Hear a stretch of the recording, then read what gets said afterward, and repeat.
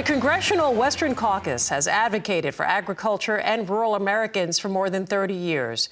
And this week's Champions of Rural America, we're getting an update on the latest efforts to balance conservation efforts with economic development.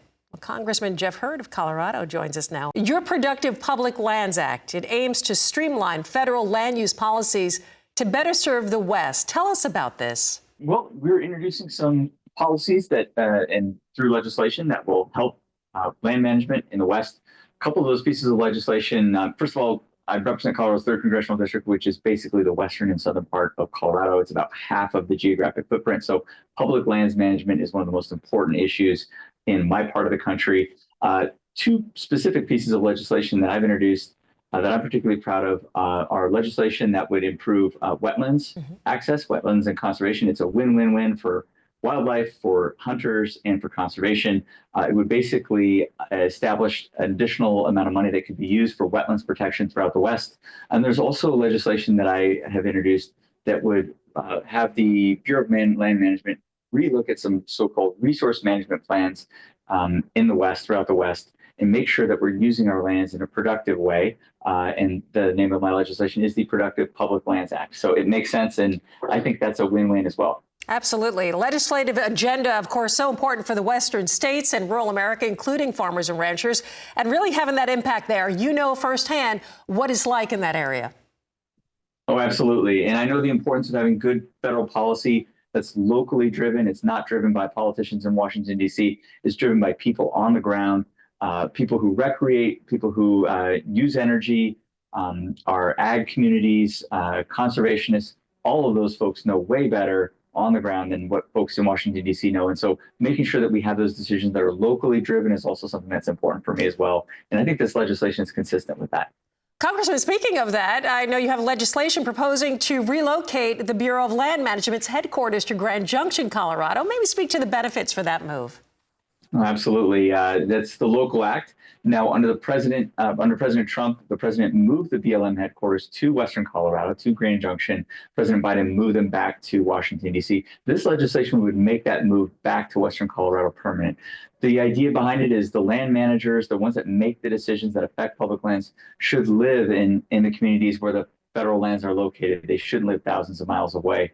And so moving the BLM headquarters to Grand Junction, to Western Colorado, simply means that the people that are making the decisions will be more connected with the people that are affected by those decisions. And I think that that will help drive good public policy. Well, definitely a topic that is hurting farmers across the board, regardless of area. High-path avian flu, of course, is cascading impacts on egg prices across the country. What has the experience been for farmers themselves who are really on the front lines of dealing with this disease? Well, I know it's been a challenge, and it's something that we need to absolutely take seriously.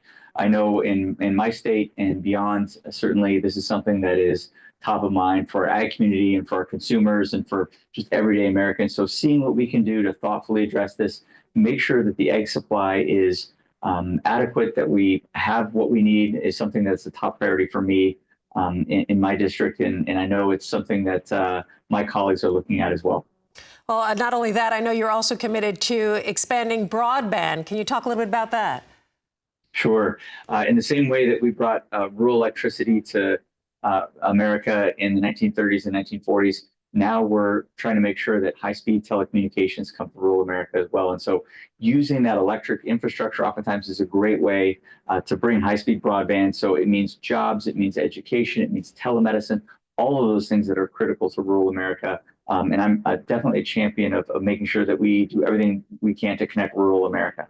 Well, Congressman, something that we talk about a lot, I know a big issue out west is water. How do you plan to ensure that ranchers in your district have secure access to water resources? And additionally, how would your legislative agenda address the challenges that farmers and ranchers face in maintaining these water rights? That's such a critical question. The Colorado River Basin, a huge chunk of that basin is in my district, Colorado's 3rd Congressional District. And so making sure we do everything to protect that most precious supply exactly for our farmers, for our ranchers, for those that rely on the Colorado River. A couple things that I would think of. First, we need to make sure that we protect the Colorado River Compact of 1922. We need to increase high altitude distributed storage in Colorado. We need to do a better job of making sure that we conserve that precious resource for years when we don't have as much water. And then last, we need to look at eliminating some so-called phreatophytes, which is a very fancy way of saying the Russian olive, the tamarisk, those plants that suck up a bunch of water that's not productively used. We need to get rid of those invasive species so that we have more water for our farmers, for our ranchers, and for our down basin cousins that need that water from that river as well. Congressman, we thank you for your time. I know you're busy. Like I said, there's plenty of work, of course, to get done. And we do thank you for all that you do. Congressman Jeff Hurd of Colorado. Again, Congressman, thank you.